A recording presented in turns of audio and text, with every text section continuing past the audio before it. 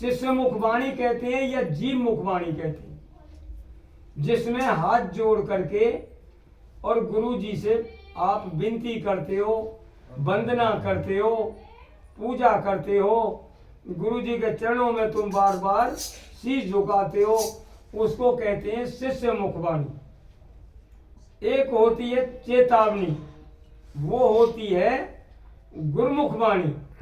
गुरु जी ही शिष्य को चेताते हैं, गुरु जी ही समझ देते हैं, गुरुवर ही उपदेश देते हैं। उन उपदेशक वाणी के लिए हम बोलते हैं, उसे कहते हैं गुरुमुख वाणी। गुरुमुख वाणी, ये दो वाणी हो गई। तीसरी वाणी है माया मुख वाणी, जिसमें हमें शुरू से लेकर आखिर तक माया दर्शाए और हमेशा माया की ही कथन उठ के आए और माया में ही लिपटने के बार बार उपदेश दिखाए, उसको माया मुख वाणी। जो बेटा बात मत, उसको माया मुख वाणी कहते हैं। चौथी वाणी है ब्रह्ममुख वाणी।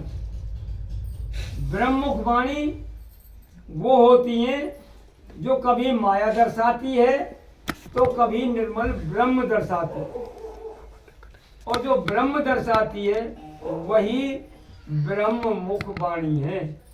ये चार खानी और चार वाणी, ये संसार के पूरे संसार का नियम है। चार खानी आदमी अलग कर दिया है क्योंकि ये बुद्धि में सबसे उत्तम है, वरना पैदा तो ये भी पिंड से है।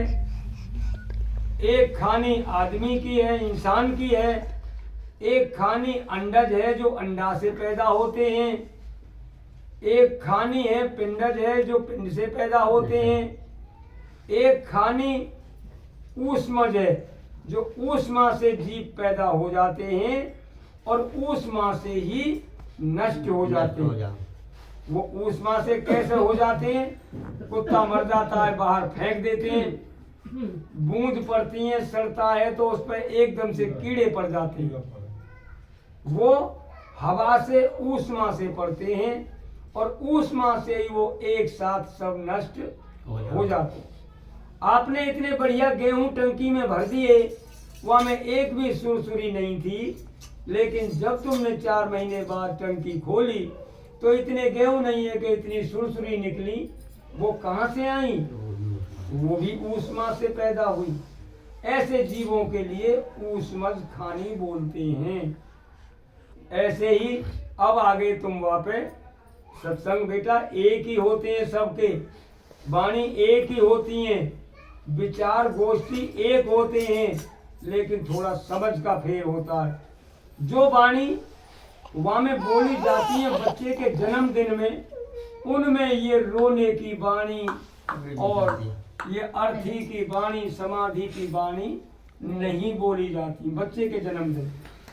मकान के गृह प्रवेश में ये वाणियां नहीं बोली जाती। बच्चे की शादी करके लाए हो तो ये 5 वाणी ये नहीं बोली जाएंगी। 5, 6, 8, 10 जो भी हैं वो वाणी नहीं बोली जाती जो अर्थी पे बोली जाती है।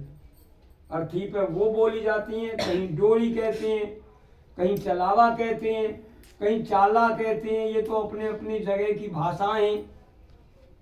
तो इन्हें बोलते हैं जैसे कि वाणी है कि मैं ना लड़ी री, मैं ना लड़ी, मेरे सैया निकस गई, मैं ना लड़ी। उसका मतलब है ये नासवान शरीर तो पड़ा रह गया और या में से वो निकल के हंस चला गया। तो वह समय का रिंज है कि मैं ना लड़ी। नामे बोली नामे चाली, ओढ़ के चादर में तो रही थी पड़ी, मेरे सैया निकस गए, मैं ना लड़ी।